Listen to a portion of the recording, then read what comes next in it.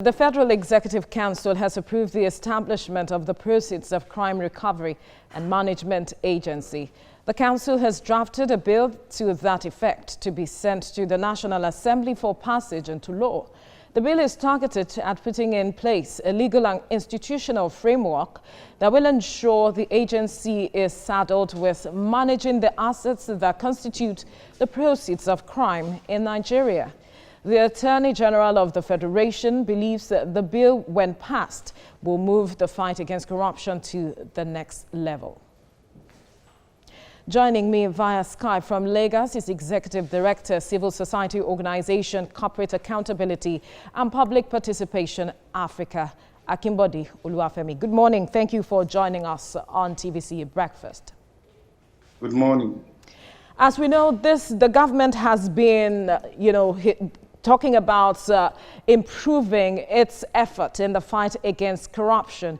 And this is one of the ways this new agency that the government is trying to put in place is said to be one of the ways that will boost the fight against corruption. I wonder how it comes to you, because a lot of Nigerians are concerned that there is the ICPC, there is the EFCC, and they're wondering if we really need another agency to address issues of managing proceeds of crime. Thank you very much. First and foremost, we support every administrative, legislative, or even cultural efforts to end corruption in Nigeria, promote transparency and good governance. And most importantly, efforts that will ensure that all recovered funds or looted funds are not relooted again. However, as you rightly pointed out in your intro, what the government is trying to copy, if I use that word, is the UK Proceeds of Crime Act 2002. But what they've actually forgotten is that the UK does not have those multidisciplinary, multi-sectoral crime, corruption fighting agencies that we have in Nigeria. And when you take a look at this draft bill, you find out that there is a huge overlap between what this new commission or this new agency is supposed to do and what the EFCC, ICPC, and several other acts that are currently existing are supposed to be doing. One of them that really looks a little bit scary is that this same agency has the powers to investigate. Part 1, Section 2A specifically also says that this new agency will also begin to investigate. You begin to look at what then is the role of EFCC. You can go on and on into certain provision of that particular agencies. And that's more worrying at a time that government is talking about reducing the cost of government. One would have thought that the first step that the government needs to do is to look at all these existing acts. And there are so many of them that are in existence today that government can use to fight corruption, and then look at how to either amend those acts and make them much more functional. And this is also coming at a time that some of us are just worried that this is not coming as a result of the tough war between the Attorney General of the Federation and the EFCC chairman. So, yeah, while efforts to reduce corruption is welcome, I think government needs to take a second look at the option of creating multiplicities of agencies. Now, you mentioned something about the ICPC and the EFCC, something that they are supposed to do that they are not doing. And a lot of persons or Nigerians are also saying that perhaps like you have pointed out, we should begin to look at strengthening these institutions. And if we are to do that, because you're asking government to take a second look, what would you be expecting? What should be put in place? Number one is that this agency they're trying to create is one such big, powerful agency. Section 4, subsection 8 says this new agency will coordinate, all these other agencies that are involved in fighting corruption in Nigeria. And I think if we're not very careful, we're going to create another monster. And we think that there are existing laws in Nigeria that are good enough. They could be streamlined. but creating another monster agency to whittle the powers of the EFCC. And I think the EFCC itself has received not too good blows from this government. It has reduced the so-called fight against corruption.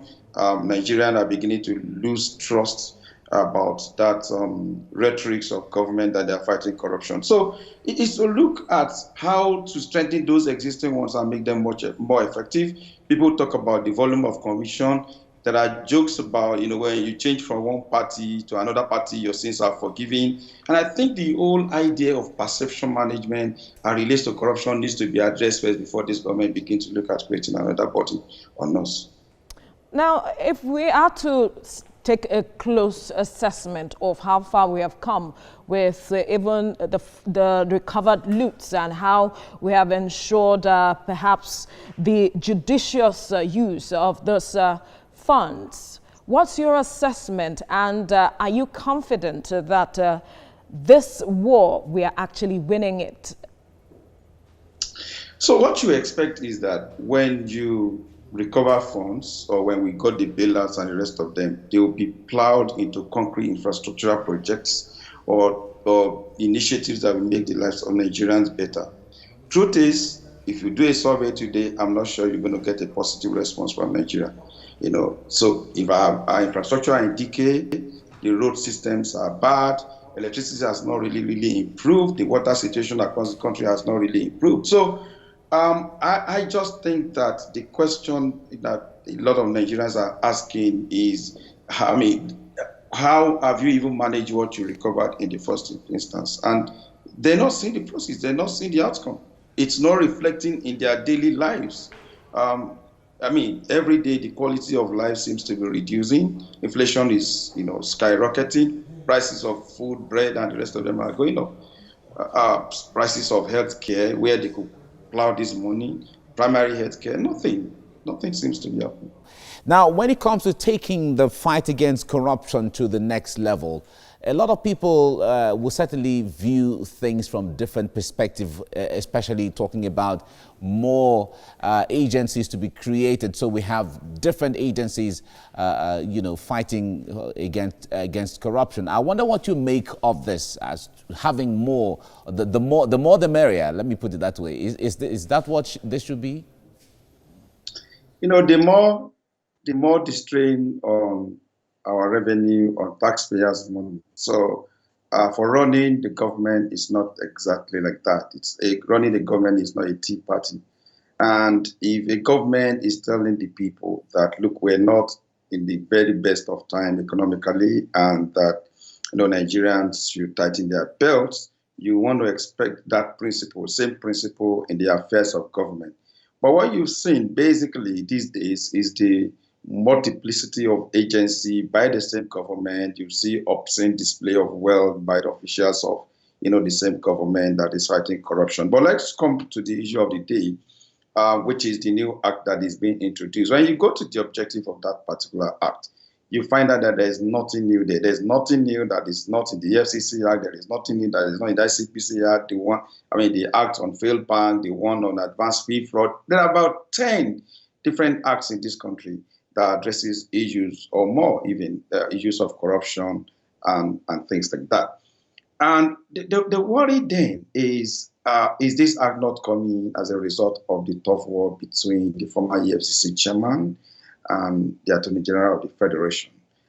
If you go into sections of the act, you see a lot of overlaps, you see duplication, and then you see a provision that tends to say that, look, this new agency is going to coordinate the activities of and the enforcement of other acts related to financial crimes in Nigeria. I think there's a lot needs to be known about the intent and purposes of this act, and that government just needs to be worried of creating a monster, because some people in government were having issues with the EFCC. What I think should be the direction is that we begin to look at how to strengthen the existing agency. We need to look at how to make them more functional. We need to look at how there won't be sacred cows in the so-called anti-corruption fight. And then we come to the restricted area of asset management. And then we look at whether we need to amend laws of existing agencies, to specifically deal with that. I don't think you need to create an agency to manage data about assets recovered. I mean, in this age, IT. All right. Well, when it comes to managing funds, or maybe looted or recovered funds, setting up a template to follow public funds, I wonder how challenging that is from what you have assessed and monitored over the years. There was some semblance of transparency, a little bit. At least they told us what they want to spend the Paris Fund on, and I think that was under the Paris Fund that was returned under the General Obasanjo regime. But I'm afraid we've not seen the kind of transparency that will enable society to follow the money. You heard so much money that has been recovered since the beginning of this government. You want to see them say, look, we want to put this money into healthcare. We want to put it into primary health facilities across the country. You want to use it to build schools, or we want to use it to provide rural water for communities. And concrete programs that are measurable. We've not seen that, and that is making it difficult. A lot of Nigerians believe that some of these monies are being diluted. All right. Oluwafemi Akinbode, thank you so much for your time on the program. We appreciate you. Thank you so much.